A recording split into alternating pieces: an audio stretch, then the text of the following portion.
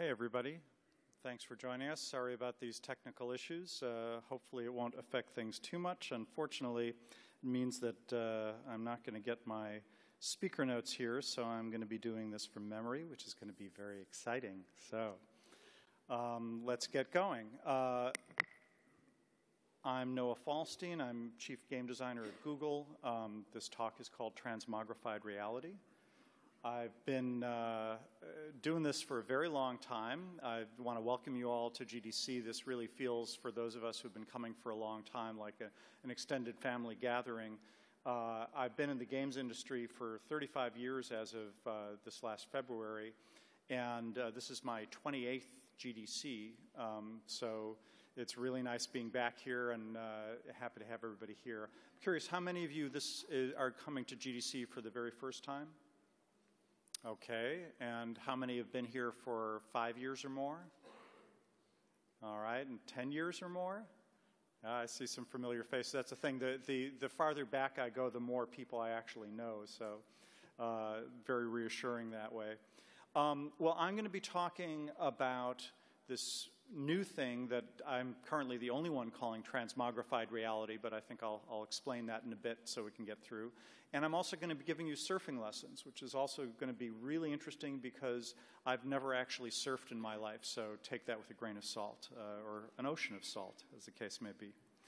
So the games industry has had a lot of ups and downs over the years. When I first was working on this slide, I actually was starting to fill it in with, the crash of 1984 and, all these different peaks and valleys. But the reality is I realized that the way that the game industry works, it goes up and down for everyone, but not necessarily in lockstep. If you're working in, console when somebody else is working on PC, you may be going up when they're going down and vice versa. If you're the first one to latch onto this wonderful new smartphone, everything's going great. If you're one of the last ones trying to make feature phones work, probably not so good. So it's been a lot of ups and downs. But really what's encouraging is that the overall trend has been upwards as this GDC shows. I mean, in fact, I find it intriguing looking at here, the first GDC I went to, we had under 200 people, and it's pretty clear we've got more than that just in this room now. So that was the entire GDC, and it was amazing to us to see that many game developers in one place. So we're doing well, things are moving up, really good to see. But the fact is, there are lots of little ups and downs. The really big ones only come around maybe once every decade or so. And kind of arguable exactly what have been the most seminal things, but just take 3 examples. When consoles started to finally take off in the US, lagging behind Japan a little bit, and of course things like the PS2 that became a high watermark and just did incredibly well. That was a big deal. But even beyond games, when the World Wide Web came into view, that came almost out of nowhere. It seems that when these things come together, you have a bunch of different components that have to be in the right place at the right time. And the third one, of course, was smartphones, which was just about 8 years ago that smartphones really started to take off and be introduced. And that, as we can see, has really revolutionized a lot of what's going on in games. Even if you're not working on smartphones, people are probably buying your games by looking at their phones to shop for them. And certainly the whole free-to-play thing going on wouldn't have been possible without the digital distribution that we've got now with the games coming onto our phones directly.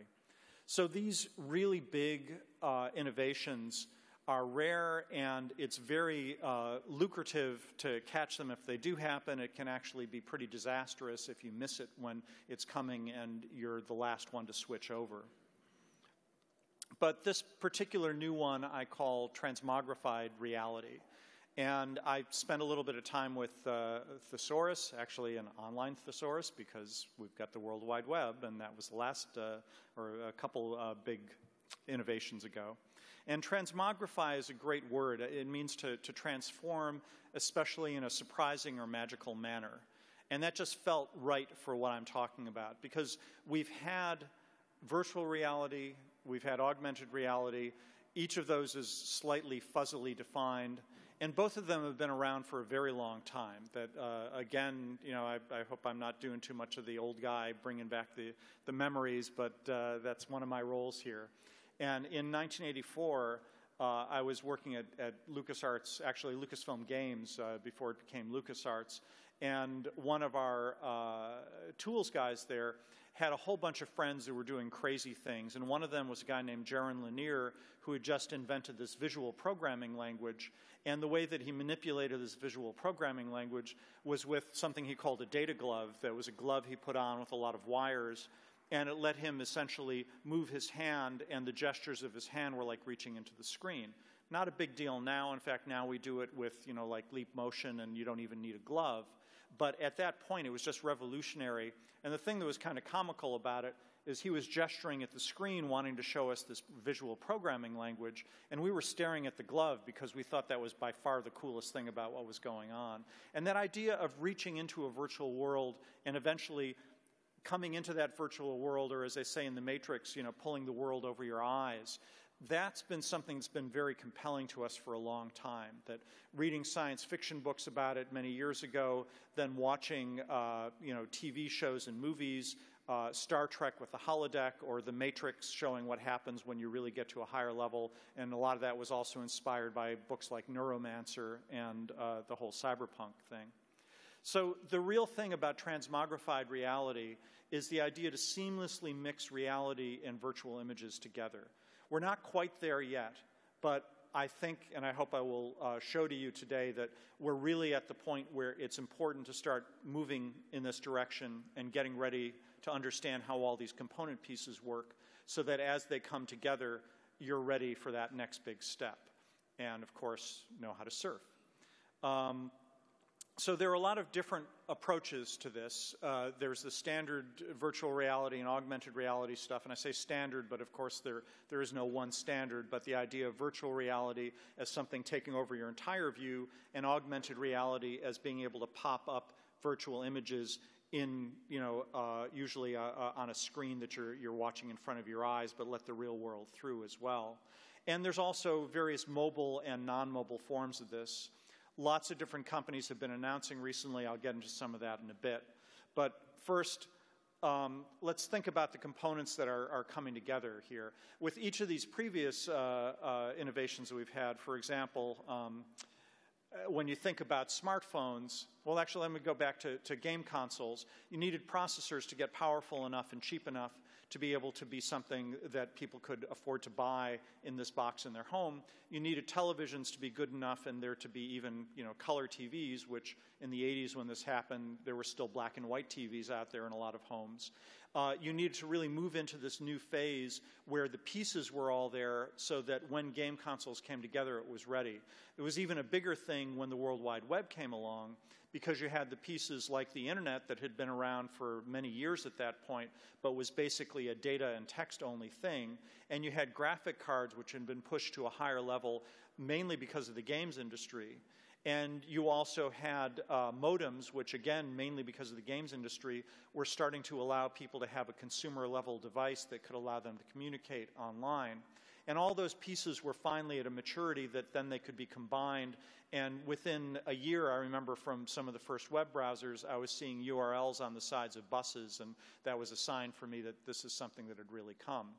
And of course, the processors had to be fast enough. You always need more power for these sorts of things. Even more so when we went to smartphones, where they not only had to be fast, but they had to be small and light and had relatively low battery usage, as well as having small, high-resolution screens that also functions as touch screens. In each of those technologies, touch screens were very large and, you know, table-sized in their first iterations with very low resolution, so you couldn't pick out individual pixels. They got smaller, they got lighter. Processors, again, got better and better so that you could keep up with everything that was needed to do the telecommunications.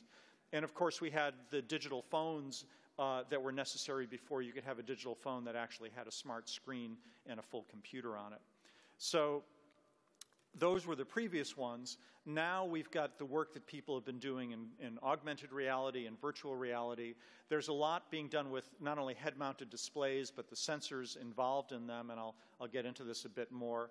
And once again, you know, it always requires increasingly fast speed, bigger memories to be able to support the kind of resolution that we need in front of your face to make a very seamless world. So a lot of stuff coming together, and I think we're right at that point right now. So here's what people thought an arcade of the future might look like way back in 1983. Tim Skelly, who did some well-known arcade games back then, put out a little book of cartoons that he had drawn called Shoot the Robot, Then Shoot Mom. And I love that book. I know I have a copy somewhere in the garage, but I was thinking about that, and I thought, boy, wasn't there this really funny picture of what has now become pretty commonplace sort of virtual reality?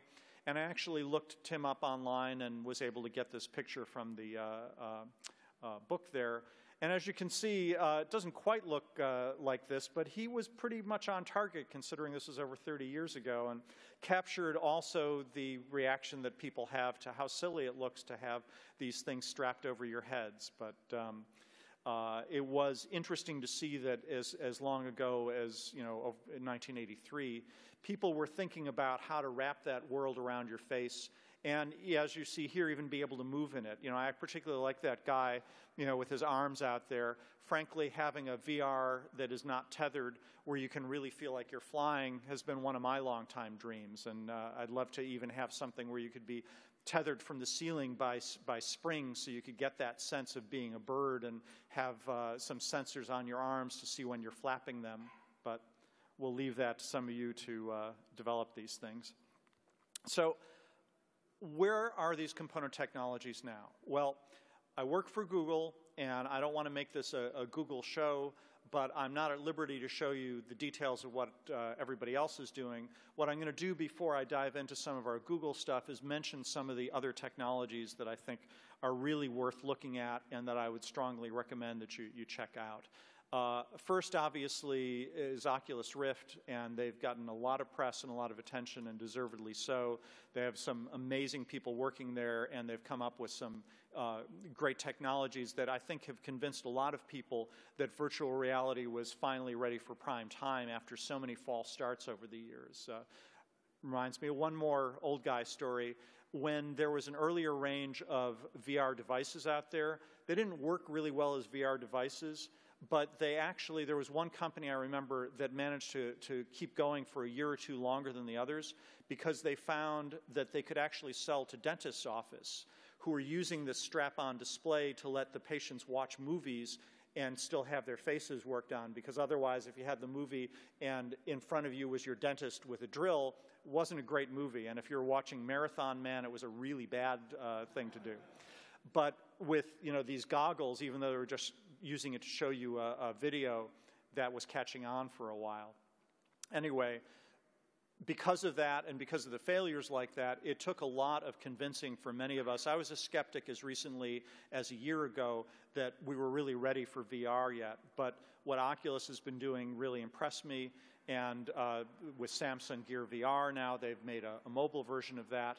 Another thing to look at is Cast AR. I don't know if we have anybody from that company in the audience, but Jerry Ellsworth and others are doing a great job with that.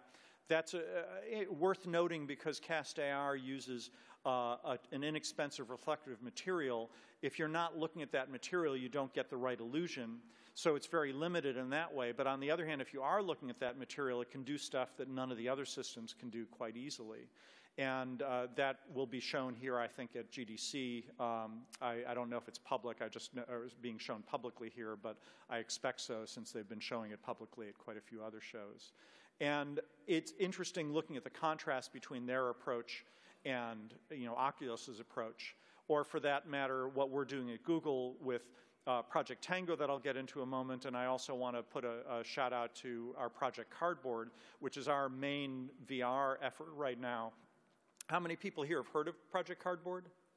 Okay, good. I would expect most of the people at GDC to. How many people have a cardboard? Oh, very good. It's working. So we were able to ship, I think we hit 500,000 of those in December, and we have had over 1 million downloads of the cardboard software to this date, and there are a lot of third parties making them as well because we've given away the blueprints to make that sort of thing. That's a $20 or even less if you go with some of the other online suppliers system that uses your phone, plugs it in, and gives you virtual reality. And I know for myself, when I first tried it, I was really skeptical, but it actually gives you one of these sort of aha moments of, whoa, this is even for an inexpensive thing using my current phone technology, this is pretty good. And we know that, of course, phones are going to get better and better, and it's happening, all the time.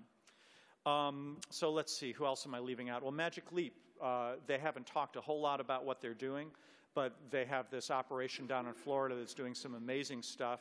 I'm not at liberty to talk about what I have seen of that, but I will note that there's a lot online that you can read about it, and they have consistently shown it off to people with amazing results where people are just raving about how cool it is.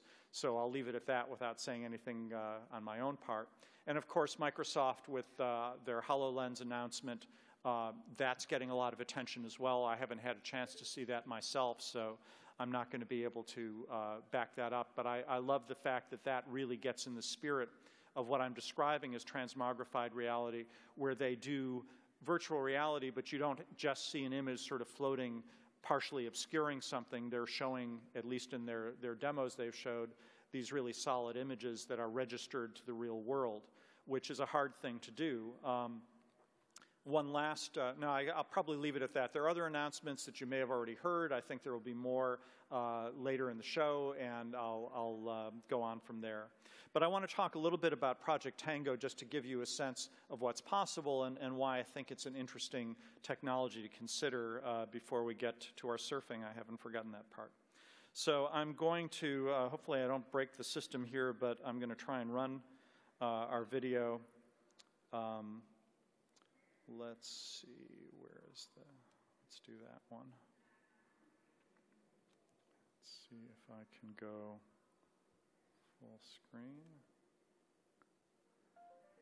Oh, and I forgot to hook up the sound. Well, imagine nice music. But the interesting thing about Tango is that, here we go. Interesting thing about Tango is that it can track in 6 degrees of freedom, and well, I'll let you see the video and then I'll talk about its capabilities. These are some ideas of stuff that we've already tested out that work quite well.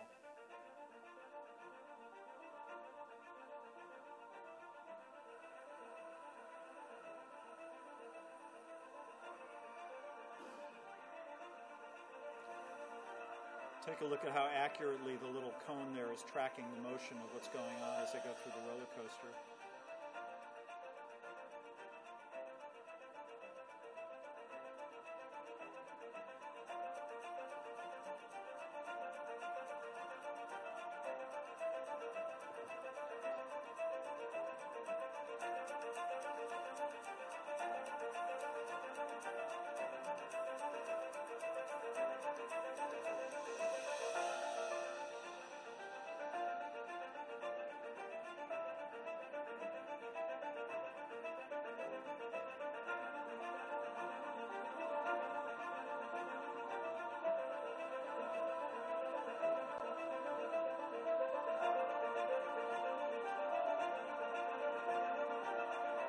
This is one of the applications that I think is going to really mean a lot to the game world. Notice it's not just the rooms, but everything in it that it's able to capture, including the people.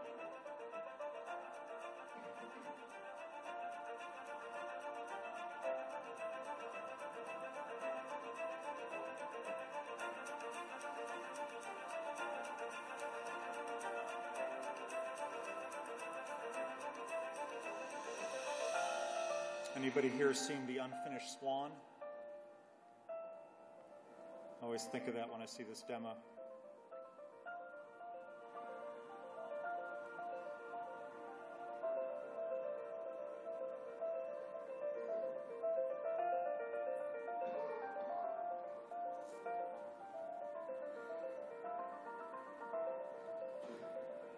And this was a proof of concept in one of our Google buildings to direct you to one of our conference rooms.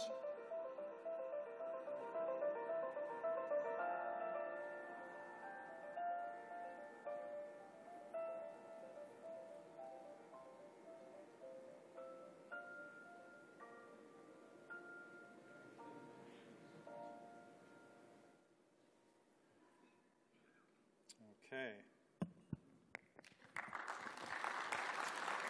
I will thank you, and I will pass that applause back to the Tango team. Now let's see if I can get back to this. Whoops, that's the wrong one.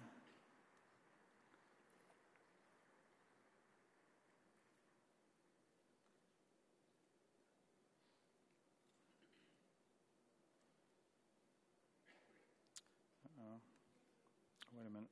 Of course, that's what I'm doing wrong. Sorry about that. Okay, there we go. So Tango, I'm going to talk a little bit more about this, but look at this not as an ad for Tango, but rather a discussion of some of the components that I think are going to be really important for this transmogrified reality. And I should clarify for a moment actually what I'm thinking of there. We don't have this now. We may not have it for another 2 years, maybe another 5 years, but I'm personally convinced that this is coming very soon. The idea that you'll have a head-mounted display, that head-mounted display will be able to let the real world shine through or show you any kind of virtual world that you want. So it could be VR or augmented reality or some mix of those. I've heard people refer to this as blended reality, but I really don't think that does it justice.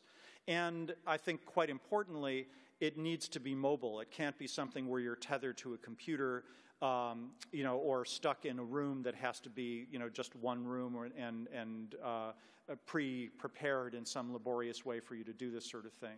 Now, granted, all of those constraints, right now we're seeing things that deal with each of those constraints singly, or even several of them at once, but nobody that's been able to do everything at once and put it out into the field yet. There's a lot of really interesting stuff to show that we're really close on pretty much all those levels. Now, what Tango specializes in is the idea of having a mobile sensor that is aware of the room around it. The Tango tablet is, we've got a phone form factor version of Tango, but also a tablet that's the one that we're using for the demos and that you saw in the video there. And it has 3 basic ways of dealing with the world. One of them is to do motion tracking.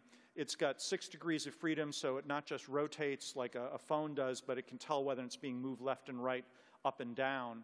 And it is also using depth perception to bounce an infrared signal off of stuff that ranges from about 0.5 meter out to 3 meters out, and can orient itself in the room, and that's how it does a lot of the room mapping as well. And as it does that mapping and learns what's going on around it, it can build a point cloud database and start to understand what its surroundings are and make either a computer map of that or a visual map that looks like the real room, or let the real room shine through to the player. It actually has both a regular color camera and a 120-degree black and white camera that it uses to pick up all the little cues. And in some of that visual you saw where there were lots of dots that were being attached to the corners of things, that was being done in real time by that black and white camera. So what this makes possible is that you can use the tablet and it becomes kind of a window into a virtual world. As you move it around, it really feels almost like you're holding a magic portal that you can see through it, and you get the right perspective as you move it around to see into this virtual world. The non-game applications for that are pretty exciting. For one thing, I would expect that the real estate world of rentals and house sales is just going to need these things almost instantly once they're out there. Because if you can go to somebody's house, scan their furniture, show them a new home with their furniture in it, even move stuff around, sliding it with your finger to see whether it would look right, or conversely, you go to the new place and somebody brings their set of the furniture they already have so they can sort of plug it in and use an augmented reality thing of seeing their furniture superimposed in this new empty space. That's just going to be an incredible sales tool, as well as a great opportunity for the furniture salespeople to say, oh, this is a wonderful TV, but you might want a larger Samsung 55-inch right here. This is what it would look like, and here it is running one of our Samsung ads. So brave new world for us here. As I mentioned in the video, the room mapping is one of the things I find most exciting. There are a whole bunch of applications that we can do where you scan in the room that you're in and use that as your play field.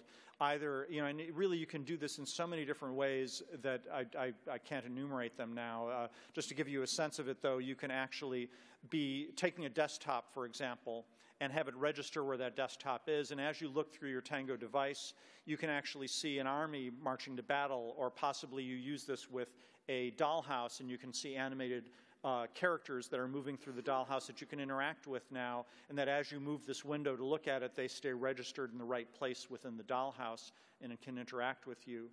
And it gets even more interesting if you go through the world. Basically you can get a low-res view very quickly, and on subsequent passes or with a little bit of offline processing, get better detailed views like the one you see here. We've got a great video online showing one of our third-party partners scanning in this room and showing you how it really captures a lot of the fidelity of what the room really looks like. But imagine that you scan in a room and you can do whole new genres of games. So stealth games have been quite popular. But what about a stealth game where it wasn't you controlling a character that had to be stealthy? You actually have to be stealthy. And you're taking your Tango tablet, and it knows exactly how quickly it's moving through the world and where it is. So you need to move it through this laser maze without intercepting any of those lasers. And if you turn at more than, 15 degrees per second, or move it more than a meter per second in speed, you'll set off an alarm. And then, of course, you add some guards and you have some other hazards in there. You've got a whole new genre of games. Another thing that I think would be possible with this sort of thing is at the experimental game session last year, they showed a wonderful game where there are two people holding a cell phone and essentially dancing and using the phone as kind of a common point that was mapping out their dance in the world. But phones don't have the kind of degrees of freedom of accuracy that Tango does, and the ability also to scan in the world. And imagine two different people with these tablets using them as kind of a dance instructor. It could be the next level of what the DDR craze did, but with actual people being able to dance with each other and not just with the machine. And I love the fact that, of course, learning to do a tango dance would probably be one of the first things somebody's going to do. One of my favorite ideas, though, is you map in a room and then you do your favorite adventure game, or maybe some sort of action or a mystery game, or maybe you do a horror game. You're in your home, but there are monsters coming out of the closets. There are tentacles reaching out of the drawers. It's really scary, but it's okay. You turn it off, and you're still in your home. And, the drawers are still there, and the doors and the closets. So, it might be a little bit intense, but boy, I can't wait to see what we can do to sort of play with those sorts of environments and let people actually play where they live. Shrink yourself down. What if you're only 2 inches tall in your house and you had to get from one place to another? Procedurally generated games that use a scan of the room or the whole house that you're in and then make the game play in your own environment. And for younger kids, having them bring toys over and having those toys interact so they can fly the little drone aircraft, not just looking at a third-person view, but actually sort of seeing their house as they're flying through it. All sorts of really exciting stuff.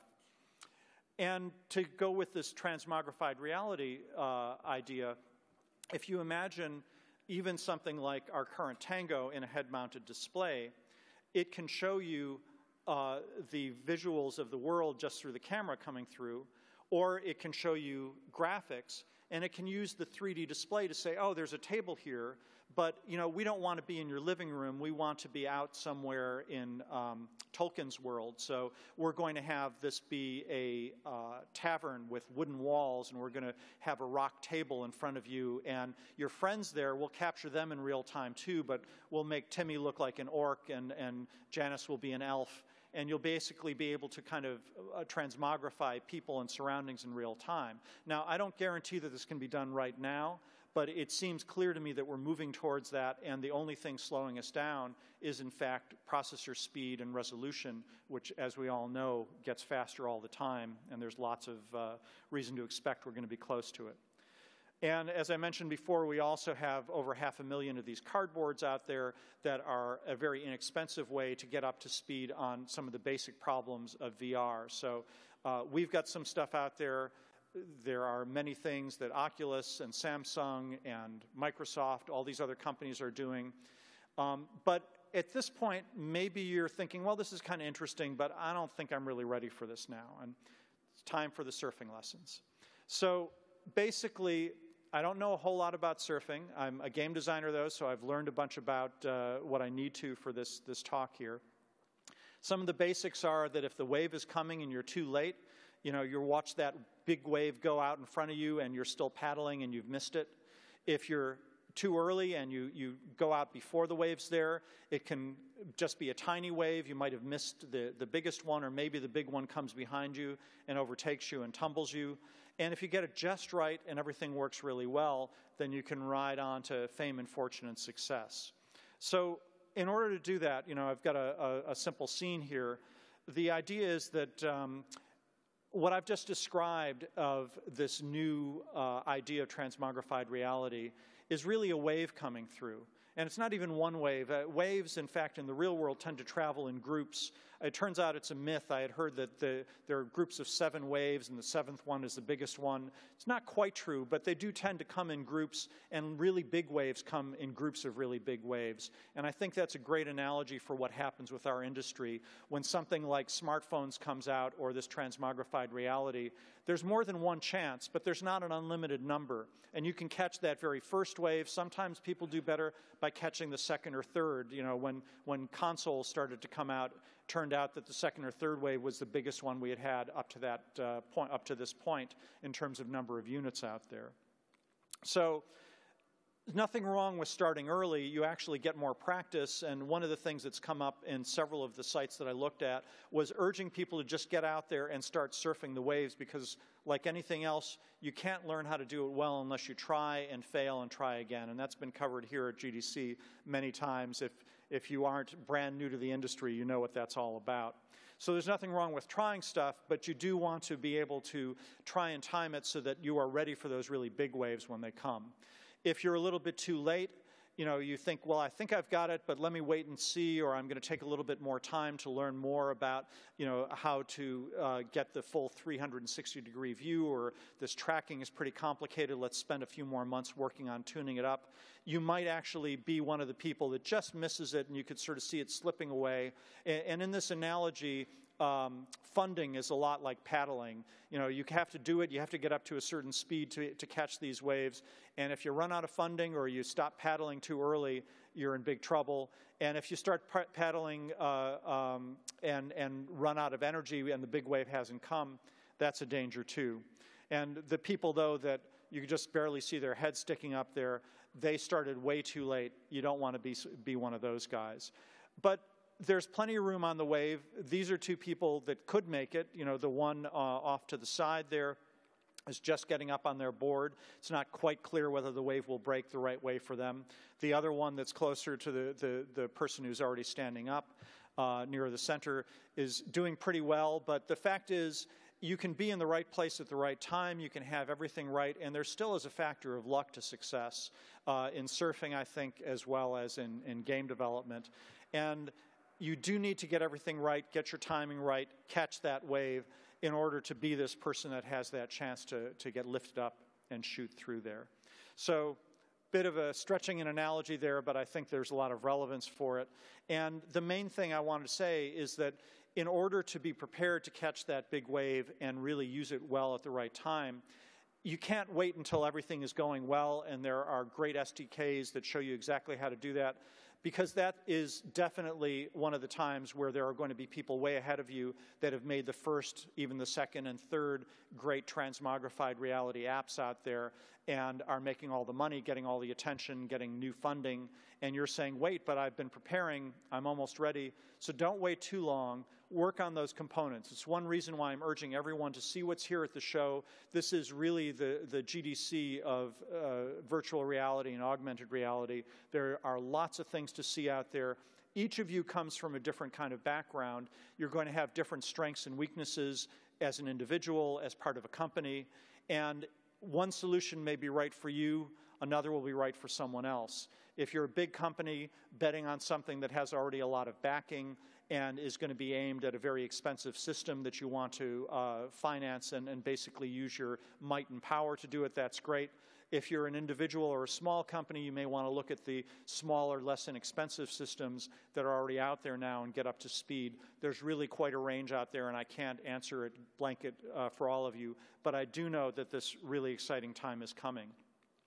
So this is a bit of a cliche, but it's true now, I think more than many other times, that the Chinese character for crisis is made up of danger and opportunity coming together. The opportunity, hopefully I pointed out there, and of course we're all looking to be the famous developers that have created this wonderful new thing. Personally, as a designer, one of the things I love about this is, as I alluded to with some of my examples, it's not just going out and making money on a game, it's creating entire new genres. You know, having a genre named after your game, you know, have it be adventure games because you made Adventure in the Colossal Caves, you know, or having it be a first-person shooter because you were the id guys and you were the ones who really put that on the map. There are potentially, I don't know, I mean, it may be that all of the games that we play with these, you know, virtual and augmented realities are much like versions of the current ones improved. But in my gut, I have a strong sense that there are going to be some entirely new genres out there that weren't even possible before. And it's a wonderful opportunity. The danger, of course, is guessing wrong or betting on the wrong horse, putting your energy into something that isn't a great idea, or worked fine in 3D, but when you put it into first-person VR, it didn't quite work. And the reality is there have been a lot of great talks, actually. How many people here heard Chris Pruitt's talk on mobile VR earlier today?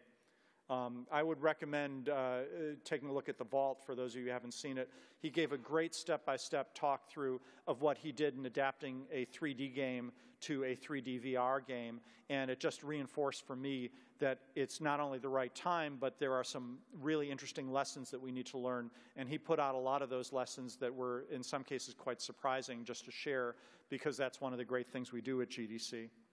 So given that, I'm going to call it for now, and it looks like I've saved enough time for a few questions.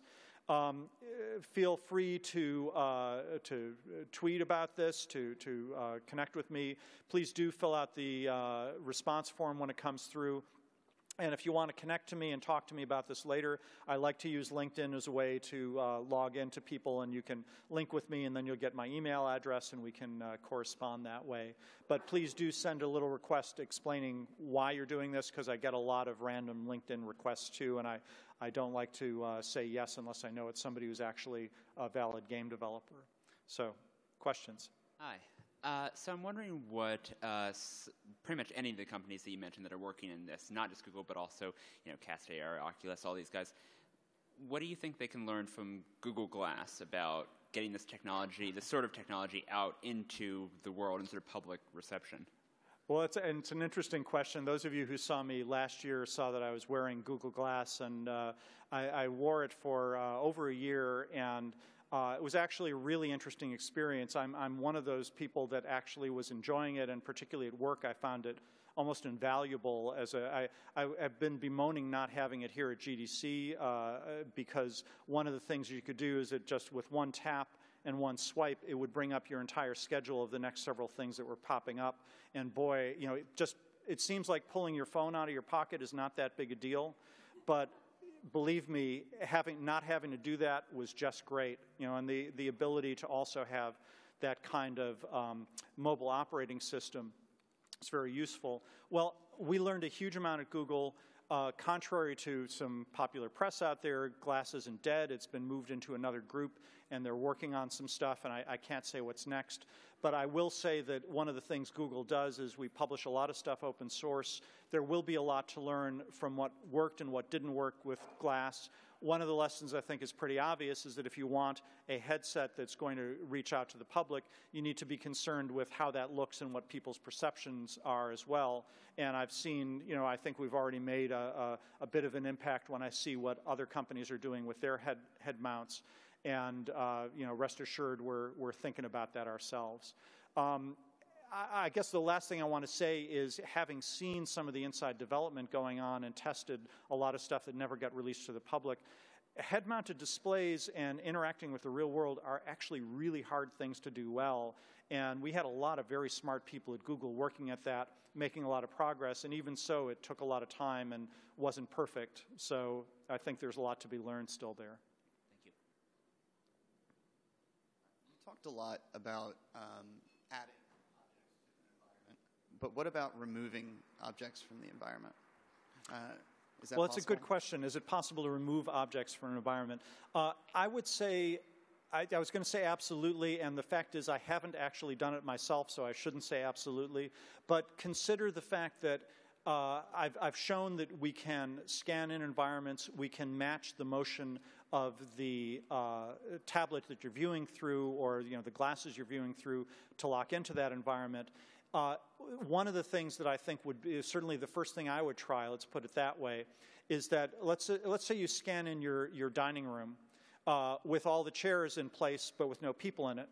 And you get a full 3D scan, as you saw, so that you know not only what's in the seats, but what's on the walls behind them and everything.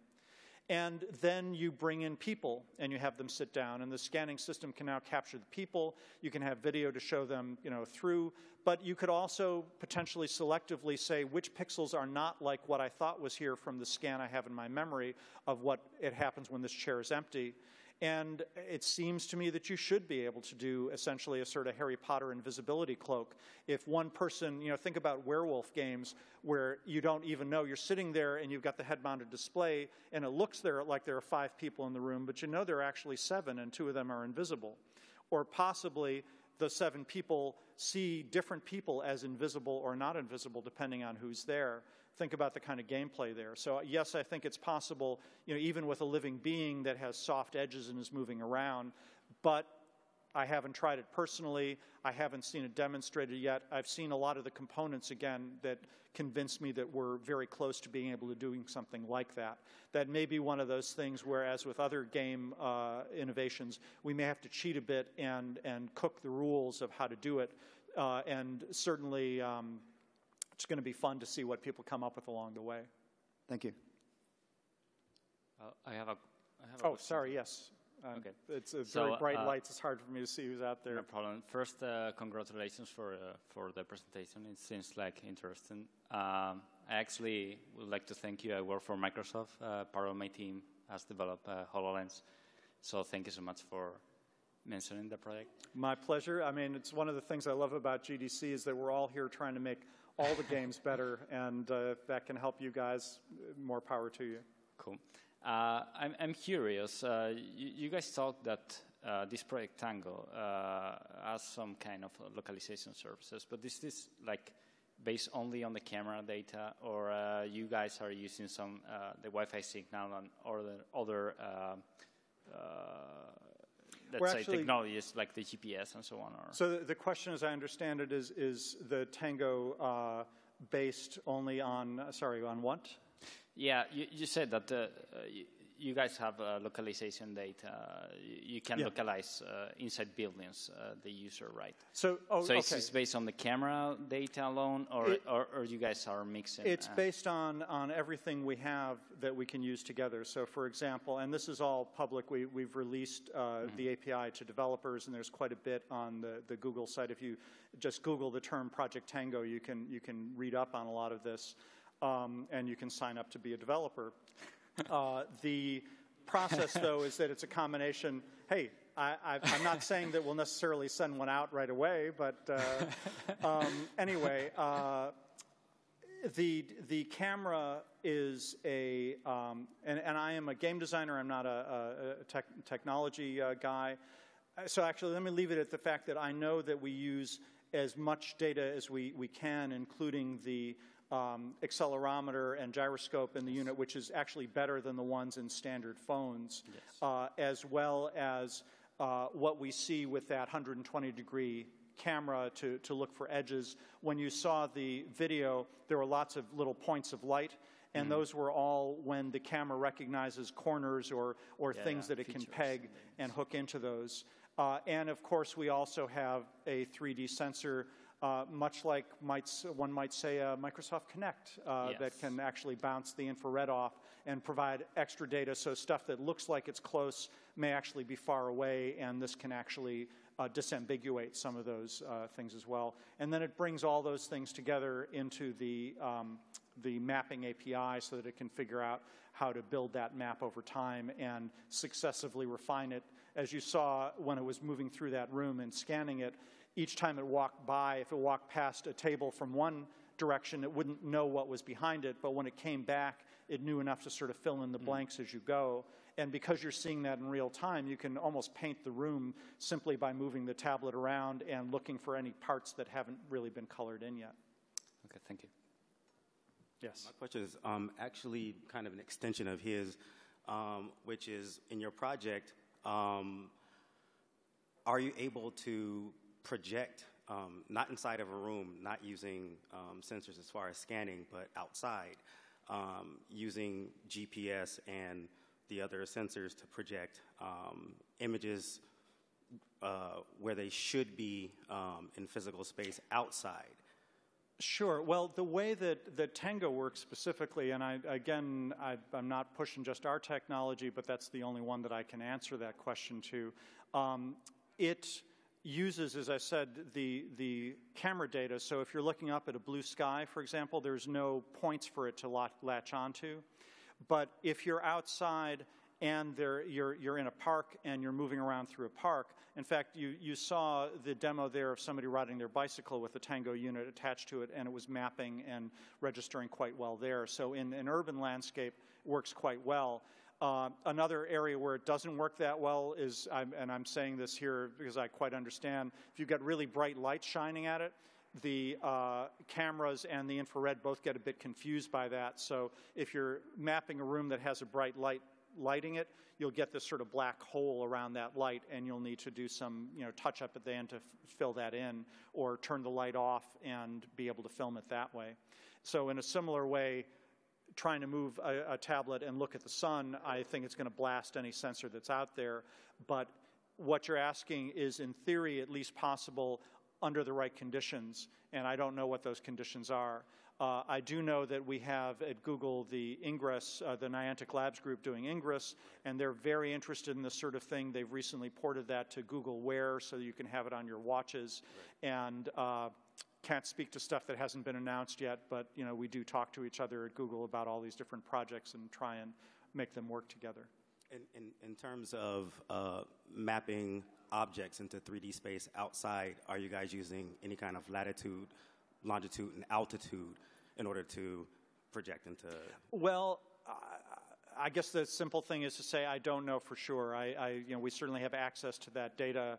I don't know how much of that is currently being used. Hello. And yes, over there.